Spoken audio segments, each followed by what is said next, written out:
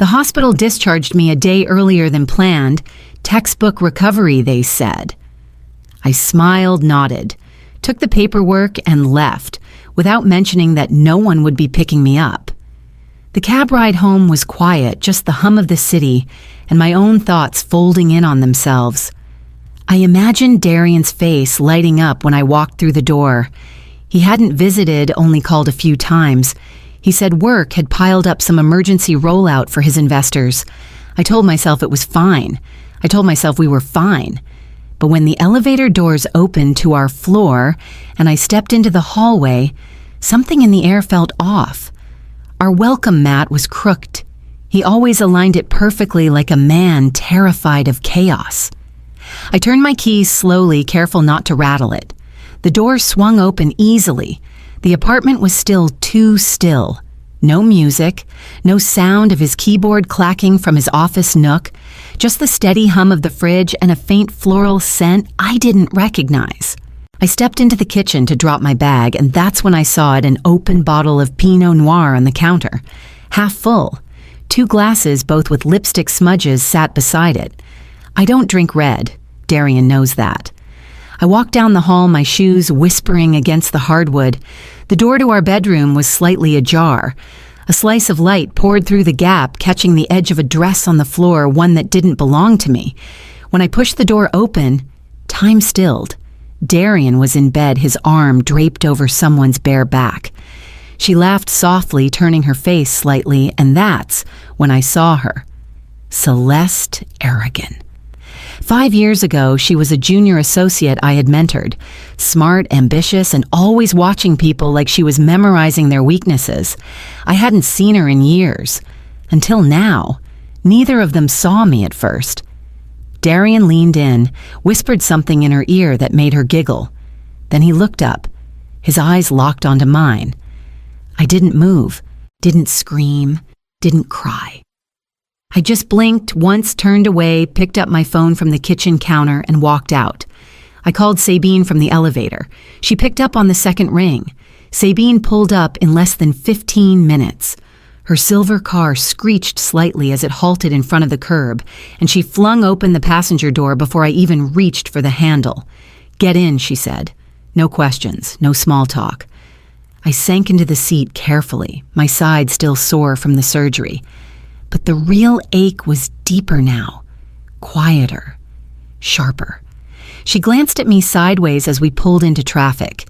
"I assume there's more to this than what you didn't say on the phone." I nodded once, then unlocked my phone. My fingers moved automatically. Years of managing financial risk had taught me that the first move in betrayal wasn't confrontation. It was containment. I opened my bank app and started freezing accounts. Joint checking locked.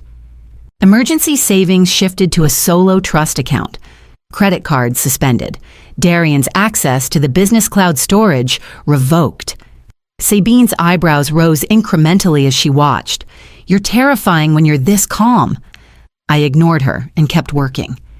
Notifications pinged as I secured everything we once shared. I wasn't angry yet. That would come later. Right now I was surgical, precise. Surgical felt safe. Sabine finally spoke again. "Tell me what happened. Every detail." I turned to her. "He was in bed with Celeste Aragon." Her jaw clenched. "The one from Seattle Tech," I nodded. "She worked under me 5 years ago, disappeared after a round of layoffs." Sabine exhaled slowly, but her knuckles whitened against the steering wheel. I didn't say anything, I added. "I just left, but what?" "There's a recorder in the music box on my nightstand." She blinked. "Wait, what I planted it last week," I said. After I saw Celeste pop up in his photo tags, he said it was nothing, that it was old, but he deleted the tag before I could ask again. Sabine let out a low whistle. "You always were the long game type." I looked out the window. The city lights blurred in streaks as we sped past intersections. I needed proof, not of cheating, of something else. Sabine said nothing for a while. Then, "Do you want to go back and get it?" I nodded. Let's listen to what he thought no one ever would. We waited until we were certain Darian was at work. His calendar was always public-facing, something I used to admire about him, his transparency. Now I knew better. Transparency doesn't mean truth. Sabine parked 2 blocks down. I still had a key and the door opened without resistance. The apartment looked the same, smelled the same. Vanilla and bergamot. My scent. My candles. The quiet felt artificial now, like a stage after the actors had left, but hadn't bothered to strike the set. I went straight to the bedroom. The music box sat on the nightstand like it always had.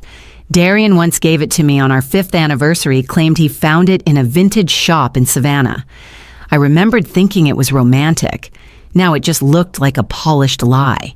I opened the lid and pressed a hidden notch beneath the felt lining. The recorder was slim, matte black, and humming with power, still recording. I powered it off and slipped in my earbuds, while Sabine watched from the doorway, arms crossed, her silence wrapped in tension. I hit play. His voice came through first, muffled at the edges but unmistakable, smooth, rehearsed. Once she's back from the hospital, I'll wait a week, maybe 2, enough to finalize the mortgage. Celeste laughed. Then what you'll finally file, a rustle of sheets, a low murmur. Yeah, it'll be clean. She'll never see it coming. Especially not if she's still on pain meds. It's the perfect time. More laughter. Then tell me again how much her life insurance is worth. I paused it. Sabine was staring at me now. I looked up and met her eyes. I needed confirmation, I said almost to myself. She stepped forward, took the recorder from my hand, and rewound it without a word.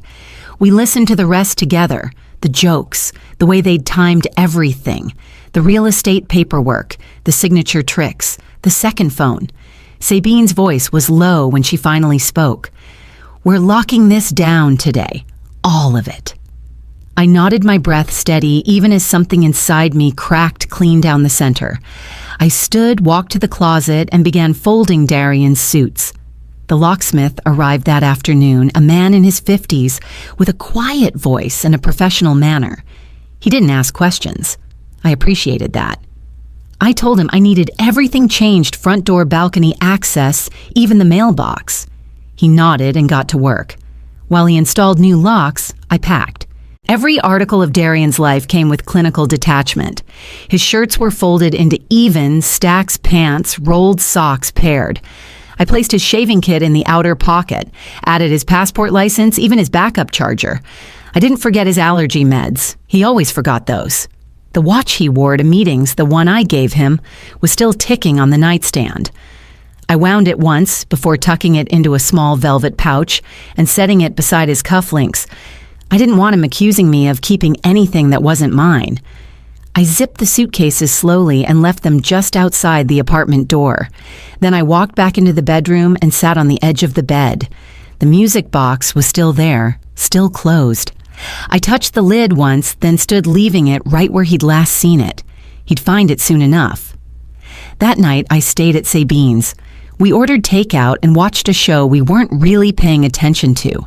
Around 8:40, my phone buzzed once video alert from the hallway cam. Darian was home. He tried the key once, then again harder.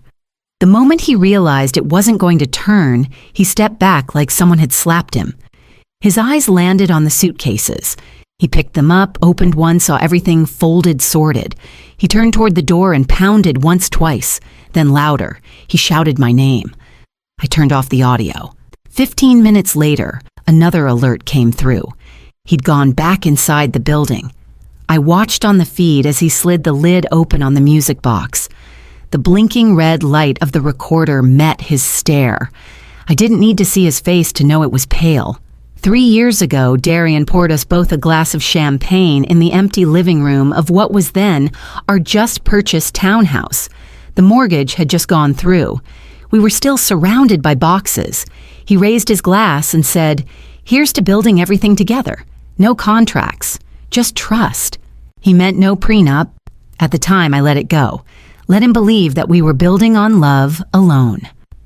But later that night, I called my father. Dad had always been quiet but sharp, the kind of man who could dismantle a contract with 3 sentences and a ballpoint pen. He'd looked over our joint paperwork and simply said, "He wants your name on the house, good. We'll build it in." So we did. Tucked into the mortgage and asset sharing agreement was a clause he called a net for liars. If infidelity was proven before the mortgage was fully paid, the unfaithful party would waive all claims to the property. Darian signed without reading it. Of course he did. He thought it was all standard, boilerplate. I was his safety net. Why would he need to read the fine print? Tonight, I pulled the scanned copy from my encrypted drive and slid it across the table to Sabine. She didn't smile, but her eyes flickered with something close to satisfaction. "This is ironclad," she said. "It was witnessed, filed properly, and notarized. And now we have proof." I nodded. He thought he'd wait until I finished paying it off and then walk away with half. Sabine's voice lowered. "Let's make sure he doesn't walk away with anything." She drafted a restraining notice first, not a protective order, nothing that would alert him yet, but enough to keep him from attempting re-entry or claiming shared residency.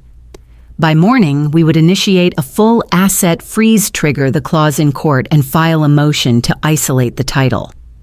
I watched her fingers move quickly over the keyboard.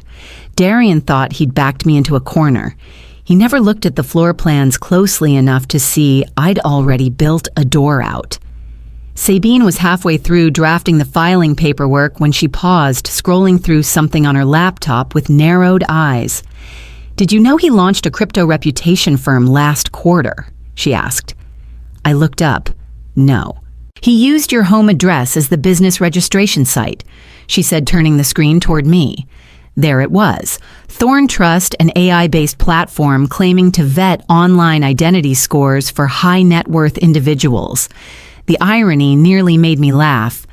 "Guess who's on the investor list?" she added. I leaned in. The third name made my stomach twist. Colin Vetrano, a former client I'd consulted for in my tech security days. We hadn't spoken in years, but he always respected clean systems and cleaner exits. "I'm going to send him something I said." Sabine nodded. "Let me redact it first." Within the hour, the audio recording clipped time-stamped legally sound was in Colin's inbox, along with a note from me. "You deserve to know who you're trusting your portfolio to." We didn't wait long. At 4:42 p.m., Sabine received the reply.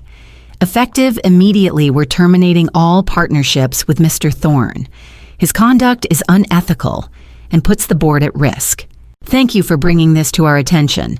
No drama, no debate, just clean severance." I exhaled slowly. Sabine gave a small shake of her head. He bet everything on smoke, and now the mirror's cracked. We sat in silence for a moment. I thought about the suit he wore during the Thorn Trust pitch, navy blue, custom-tailored. I'd had it made for him after his first failed startup, back when I still believed in his second chances more than he did. Now the suit was packed neatly in the hall closet of a home he no longer had access to. The address he'd used to legitimize himself was no longer his. Sabine slid her laptop toward me again. Next step, I closed the investor response email. Let him know what happens when the foundation isn't his to stand on. And then I opened the file marked Exhibit B Insurance Intent. The gallery buzzed with the soft hush of conversation and the occasional clink of glass. I stood near a corner installation answering questions about the curation order when I felt the atmosphere shift tighten. Darian. He moved through the space with the same false confidence he wore at investor meetings, chin-high steps, sharp. But his eyes gave him away. They were scanning, jittery, calculating who had seen him already and who might watch what came next. He made a beeline toward me. Sabine spotted him 2 seconds earlier than I did and stepped between us like it was choreography. "You're not on the list," she said evenly. "You're not on any list anymore." He tried to edge past her. "I just want a word." Sabine didn't move. "We have nothing to discuss. She left you everything you needed except control." His mouth opened, then closed again. When that failed, he raised his voice. "You think this is over?" You think security was already moving. They'd been briefed in advance. 2 attendants approached without hesitation. One placed a gentle hand on Darian's shoulder. The other motioned to the door. "This is a private event, sir. We're going to have to ask you to leave." He looked back at me once. I didn't flinch, didn't offer him a word. I didn't need to. The music box had spoken louder than I ever could. He left in a storm of frustration and murmured indignation. But I stayed still, glass of sparkling water in hand, answering another guest's question about brush technique. Later that night, after the exhibit wound down, I sat in my living room with a blank canvas and my old set of charcoal pencils. The city was quiet outside, my hands were steady. I titled the new piece, "The Things I Didn't Burn." By morning, it would be half finished and drying near the window when Sabine forwarded me the next email, one that carried Celeste's name in the subject line. The subject line read, "She's unraveling." Sabine forwarded the message with a single line. "Thought you'd appreciate this." According to one of her legal contacts, Celeste had been calling offices all over the city, trying to locate Darian's divorce filings, anything to prove Maria Thorne was no longer attached to him on paper. She hadn't found a thing, because there was nothing to find. Darian never filed. He had told her whatever she needed to hear stories about delays, backlogs that he'd taken care of it months ago.